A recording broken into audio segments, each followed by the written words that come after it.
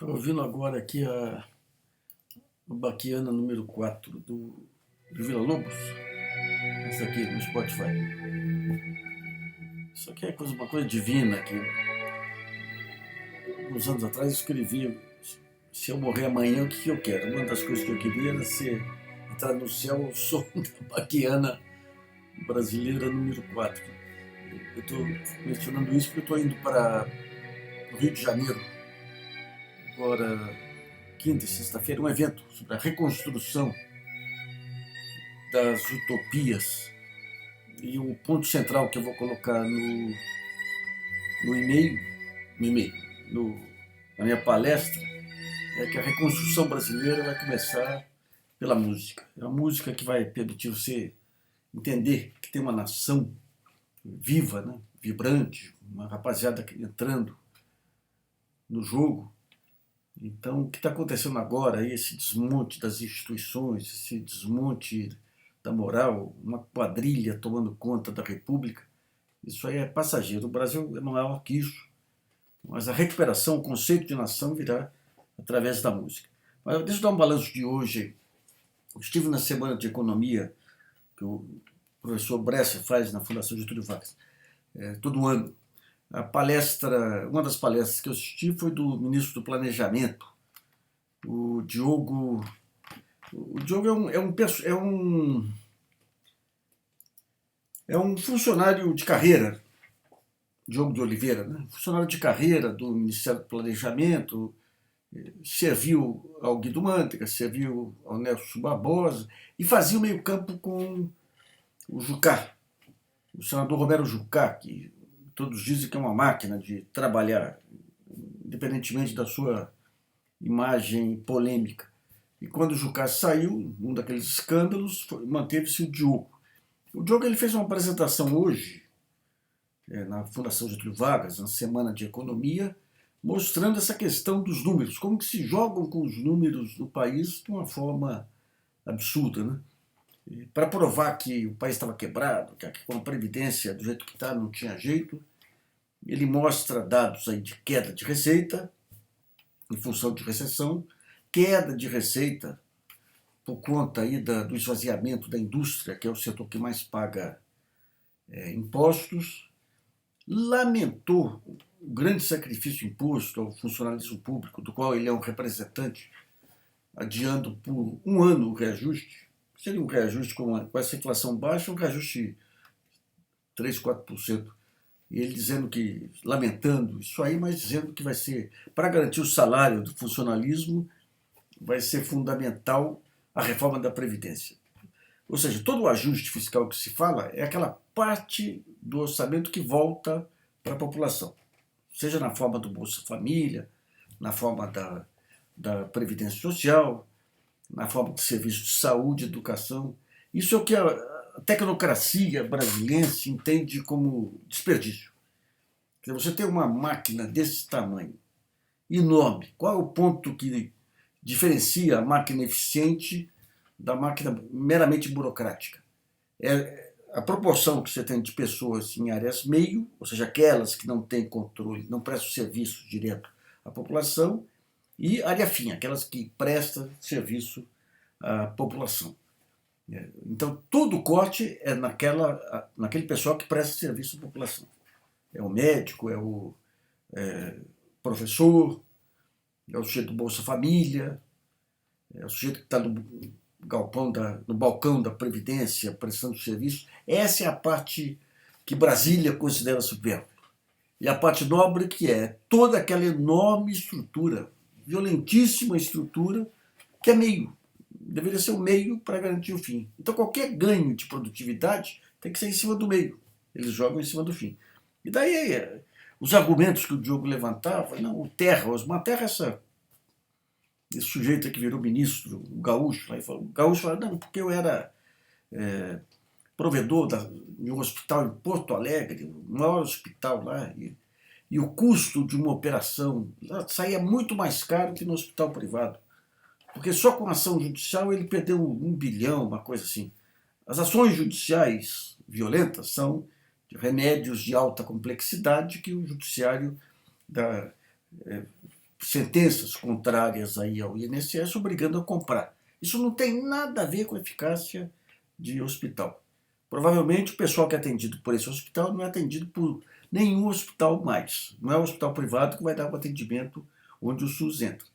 Então, em vez de você falar especificamente em melhoria de produtividade daquele hospital, gestão e tudo, você já fala em privatizar e demonizar essa área pública voltada para o usuário final.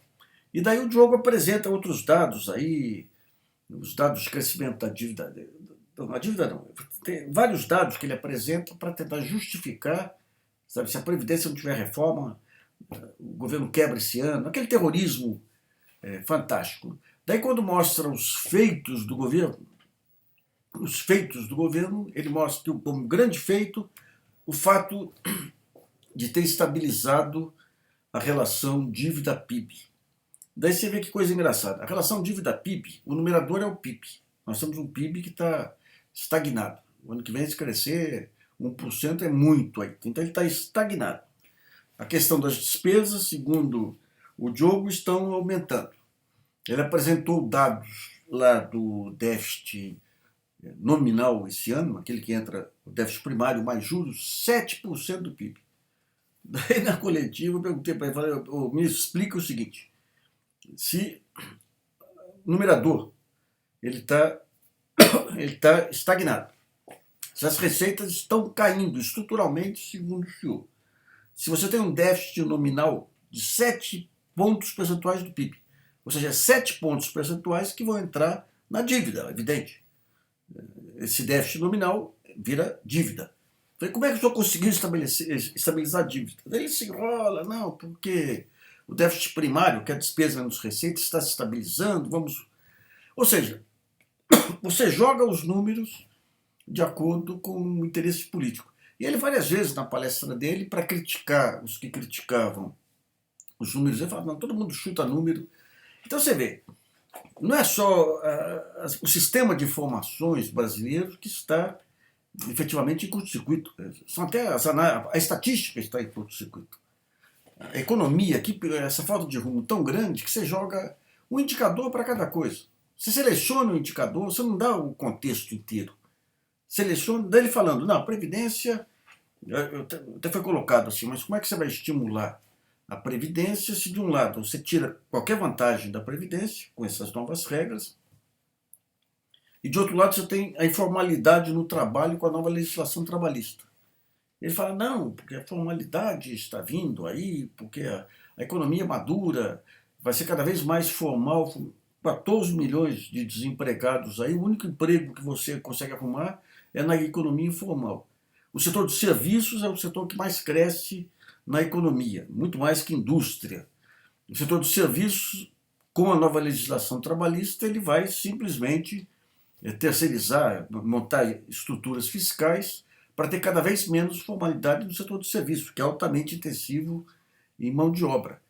Mas daí ele canta, perguntei para ele isso, falei, cara, vocês têm estudos sérios mostrando como que vai ser o estímulo à Previdência agora, com as novas regras e a informalidade? Não, nós temos aí, porque hoje já tem alternativas de fundos privados aí, então não vai aumentar, mas como não? A comparação são as vantagens do setor público versus o setor privado.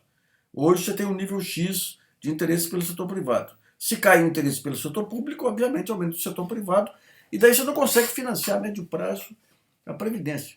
Mas é para dar uma ideia da maneira como esse governo e a imprensa e o mercado cego aí estão conduzindo reformas. Você pode inviabilizar a Previdência por conta desse desestímulo. O Luiz Shimura, da Fundação Getúlio Vargas, apresentou um estudo interessante sobre essa PEC do gasto aí.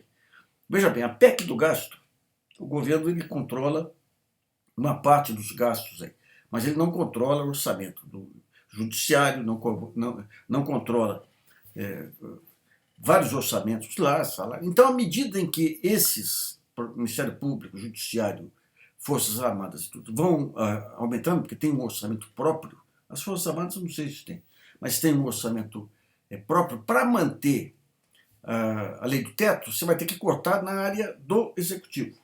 O primeiro corte, evidentemente, é para investimento. Então, o governo falando que precisa ter reforma para liberar para investimento. O primeiro corte é investimento. O segundo corte, com o tempo, vai ser o quê? Você cortar salários, despesas, que nem está ocorrendo hoje, do executivo. Então você corta a Universidade Federal, você corta. Eles vão cortar sempre na ponta, porque Brasília é um território protegido. Então, não se sustenta essa PEC do teto aí. Não se sustenta também. Deixa eu falar mais uma coisinha sobre aí a nova equipe da Procuradora-Geral Raquel Doge. Os nomes que ela trouxe para vice-procurador, para a área de direitos humanos e tudo, e para a própria Lava Jato, é um pessoal de primeiro time.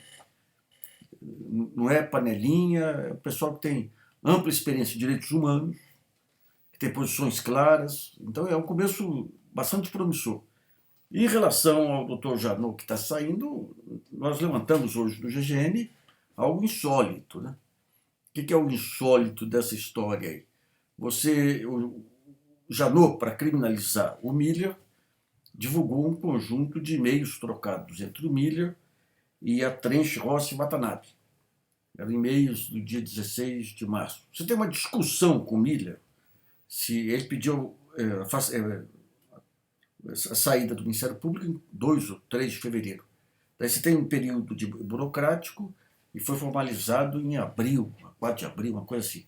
Então você até tem uma discussão técnica aí, você pode entrar um pouquinho em questão ética e tudo, mas em princípio não tem nada que criminalize.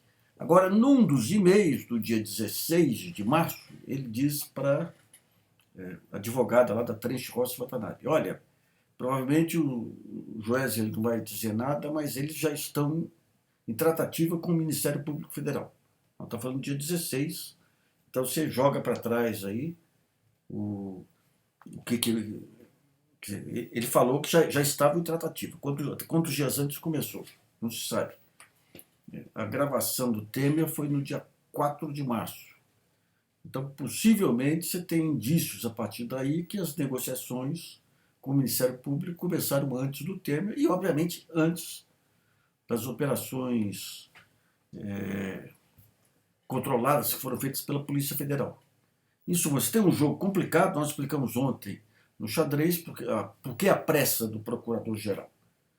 Porque ele teria que fazer uma revisão do acordo de delação em função da ampla reclamação que veio da opinião pública, um escândalo que uma quadrilha como essa, independentemente dos méritos de empreendedor, hein? Eles são grandes empreendedores para construir, não basta receber financiamentos, tem que ter uma baita visão para construir o que eles construíram nesse período. Mas o que eles fizeram lá para poder se safar foi grampear todo mundo. Hoje tem informação que grampearam Gilmar, grampearam José Eduardo Cardoso, e grampearam todo mundo para negociar com o Ministério Público. Então a estratégia é a seguinte: para o Janot, você tem que rever o acordo de delação, aumentar uma ou outra pena sem anular o acordo. E daí, nessa renegociação, pediu o restante de fitas e provas que eles têm lá. Esse é o cenário ideal. Ele acha que o Joesley, os batistas vão aceitar, porque em última instância, se não aceitar e não tiver acordo, eles ficam presos. Mas se não der certo isso, se as condições forem muito ruins, daí o que os batistas vão fazer? Tentar melar a delação, em vez de simplesmente suspender os benefícios e permitir as provas, eles querem, se não chegar a um acordo, vão querer anular tudo, porque senão as provas levantadas podem ser usadas contra eles. Então é um jogo complicado, ao que tudo indica. Essa segunda ofensiva hoje, de entrar na casa deles, do Miller, fazia parte do jogo. Tudo. Mas tudo indica, e esse encontro do Janot com o Gianpaolo Bottini, né, que é o advogado do Joesley, esse encontro escondido, clandestino, lá visou fazer esse acordo. Olha, eu vou endurecer aqui, tirar umas regalias de vocês, vocês se comprometem a entregar mais coisas para a gente preserva as linhas gerais do acordo. Agora, essa informação de que antes do dia 16 eles já estavam em tratativas com o Ministério Público vai ser muito explorada pela CPI da Lava Jato, que está sendo aberta aí. Ontem um jurista muito pessimista falou, daqui a pouco vão acertar uma grande pizza, Janot está saindo agora, e a Raquel não é de fazer, uma grande pizza entre a Procuradoria e o Congresso com essa CPI, e vai sobrar para quem? Para o PT. É possível, né? Que nem o filme Casablanca lá, cada vez que dava um angu, prendam os suspeitos de sempre. Bom, vamos ficando por aqui. Um abraço aí, pessoal.